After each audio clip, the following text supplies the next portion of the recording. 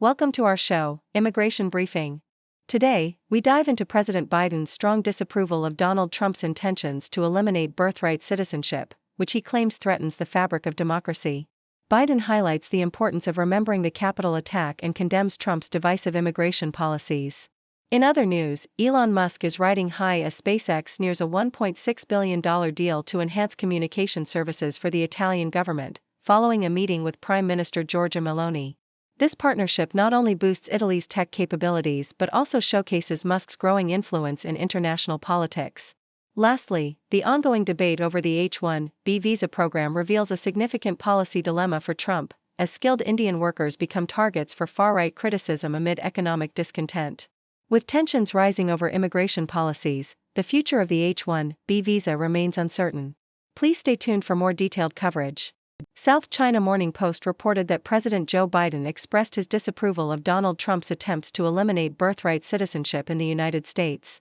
At a White House press conference, Biden labeled Trump's actions as awful and reaffirmed that the events of January 6, 2021, represented a genuine threat to democracy. He emphasized the importance of not rewriting or forgetting these historical events. Biden highlighted the significance of the U.S. as a multicultural nation, which he believes is a source of strength. In contrast, Trump has indicated plans to take executive action to end birthright citizenship, a move Biden vehemently opposes, arguing that it undermines the constitutional rights of those born in the country regardless of their parents' immigration status. The Independent reported that a potential deal for Elon Musk's SpaceX to manage secure communications for the Italian government appears to be advancing following a meeting between Italy's Prime Minister Giorgia Meloni and Donald Trump. Although it remains unfinalized, the agreement could be worth $1.6 billion and would provide vital communication services for both civilian and military operations in Italy. This development is significant given Musk's close ties to Trump, especially after Musk supported Trump's political endeavors. The deal reflects Musk's growing influence and access to Trump's administration, which could lead to further international contracts for his companies, particularly in the telecommunications sector. The South China Morning Post also highlighted a growing divide among Trump supporters regarding the H-1B visa, which allows skilled foreign workers, particularly from India, to work in the U.S. While some advocate for stricter immigration controls, others argue for the necessity of attracting high-skilled talent to maintain the country's economic competitiveness. This debate has emerged against a backdrop of rising wealth inequality and discontent among lower-income Americans who feel sidelined by the tech industry's growth. As Trump's administration prepares to take office, the future of the H-1B visa remains uncertain, balancing the need for skilled workers in a competitive global economy with the frustrations of domestic voters facing economic challenges.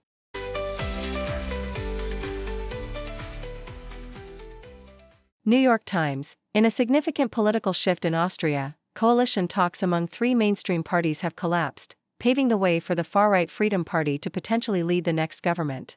The party, under the controversial leadership of Herbert Kickl, has capitalized on rising anti-immigrant sentiments, with Kickl advocating for stringent measures against asylum seekers and promoting a vision of Austria as a fortress.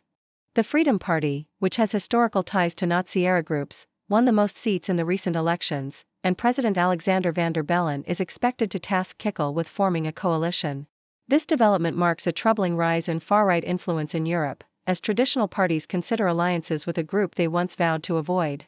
New York Times. In a surprising twist, Elon Musk has publicly severed ties with British populist Nigel Farage, who had previously been a recipient of Musk's support for his anti-immigrant party, Reform UK. Musk's abrupt change of heart appears to stem from Farage's refusal to endorse the release of far-right figure Tommy Robinson from prison. Farage, maintaining his principles, expressed disappointment in Musk's critique, highlighting the volatile nature of political alliances within Trump's orbit. This incident underscores Musk's ongoing attempts to exert influence over European politics, reminiscent of his involvement in the American political landscape. The Toronto Star. As the Biden administration grapples with immigration policies, shelters along the Texas-Mexico border have become critical lifelines for migrants. Families like Rosalind Secras have found refuge in these shelters, which offer food, lodging, and guidance for navigating their next steps in the U.S. However, the incoming Trump administration is scrutinizing these nonprofits, viewing them as enablers of illegal immigration. The Texas government has initiated investigations into these organizations, claiming they facilitate unlawful crossings, despite a lack of evidence. Local officials, including the mayor of McAllen, defend the shelters as essential resources that have stepped in where federal action has faltered, emphasizing their humanitarian role amidst rising political tensions surrounding immigration.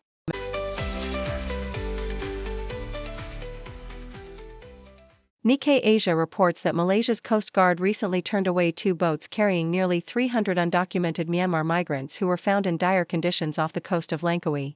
The migrants were provided with food and clean water after being discovered 2 nautical miles from shore. While the Coast Guard did not confirm if the migrants were Rohingya, Malaysian police detained 196 individuals from another boat that landed on the beach, with many believed to be from the persecuted Rohingya community. For years, countless Rohingya have risked their lives on dangerous sea journeys in search of refuge in countries like Malaysia and Indonesia, facing harsh treatment and a lack of recognition as refugees. According to the South China Morning Post, Hong Kong authorities have reached out to the Chinese embassy in Japan after a tourist from the city crashed her car into a noodle restaurant in Aizu, resulting in serious injuries to a customer. The 63-year-old driver mistakenly pressed the accelerator instead of the brake, causing extensive damage to the eatery and leaving the restaurant owner in shock, likening the impact to being hit by a rocket. The injured customer, a 42-year-old woman, was taken to the hospital, while the restaurant owner announced a temporary closure for repairs, expressing gratitude that no one else was hurt in the incident. The Guardian discusses the pressing need for Keir Starmer to demonstrate substantial progress in government reforms, particularly in the National Health Service, NHS, and social care, as he embarks on what he calls a year of rebuilding. While Starmer plans to unveil an elective recovery plan for the NHS, critics argue that his approach lacks urgency, especially regarding social care reform, which has been delayed until 2028.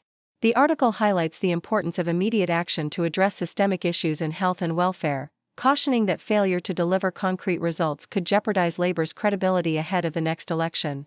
Starmer's leadership faces scrutiny, as the electorate demands tangible improvements rather than mere promises, and the pressure mounts for him to prove that his government can effectively tackle the challenges facing vulnerable populations.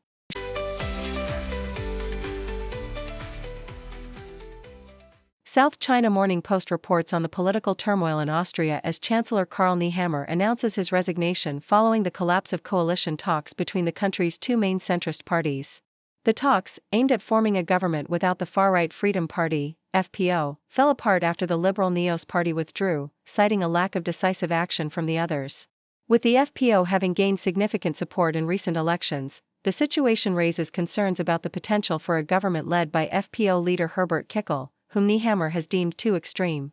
The challenge of forming a stable government in Austria reflects a broader trend in Europe, where parties are increasingly hesitant to align with far-right factions. The Independent reflects on the 5 years since Brexit, assessing its impacts and the current state of the UK-EU relationship. While some fears expressed by Remainers have not come to pass, such as isolation in world affairs, the anticipated benefits of Brexit remain elusive. The UK has not seen a decrease in immigration as promised, and while NHS funding has increased, it has not been due to savings from EU contributions. The article argues that Brexit has ultimately left the UK poorer, and any supposed advantages from global trade have yet to materialize. Moving forward, it suggests that re-establishing a closer trading relationship with the EU could be the key to economic prosperity. According to the Associated Press, Malaysia has turned away 2 boats carrying nearly 300 Rohingya refugees, following a recent landing of another group on the island of Langkawi. The Malaysian Maritime Enforcement Agency provided assistance to the boats, which were reported to be in dire need of food and water, before escorting them out of the country. The Rohingya, who have fled violence in Myanmar and are often lured by traffickers, face increasingly stringent measures in Malaysia, despite past humanitarian efforts. With over 1 million Rohingya in refugee camps in Bangladesh, Malaysia's actions reflect its ongoing struggle to manage the influx of refugees while addressing concerns about a mass arrival of people seeking safety and better living conditions.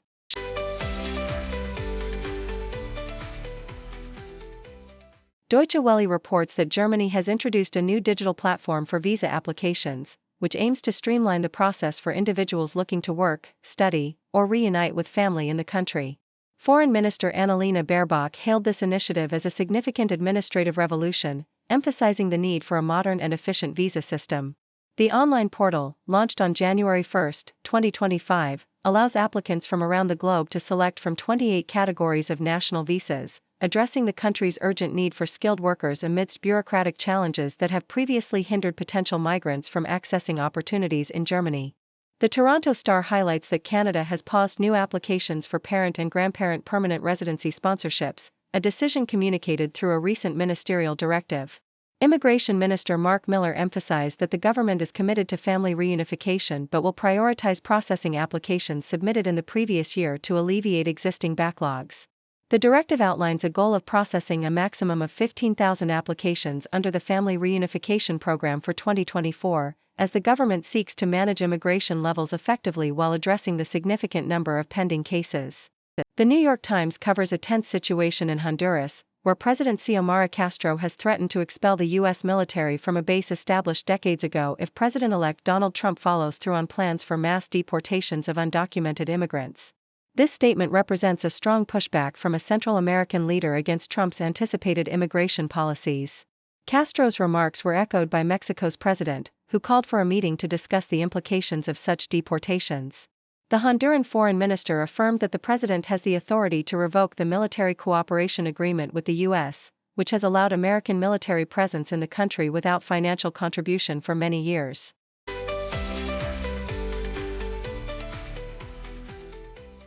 Thank you for tuning in. The content above showcases the latest briefing reports and analytical synopses, thoughtfully curated by the 6Do team. These insights stem from a wide array of reputable media outlets, think tanks, government sources, and specialized experts worldwide. We encourage you to explore these sources for a comprehensive perspective. Keep in mind that while the content may not always align with the official standpoint of 6Do Brief, it's not meant to be taken as absolute directives for decision-making. Comprising seasoned media professionals, learned scholars, and accomplished scientists, the 6Do team embodies a trailblazing, fully independent media entity. To customize 6Do Brief to meet your professional needs, you have the option to subscribe to a diverse array of briefings on our website, 6dobrief.com. Regardless of your location, you can conveniently receive 6Do Brief via email.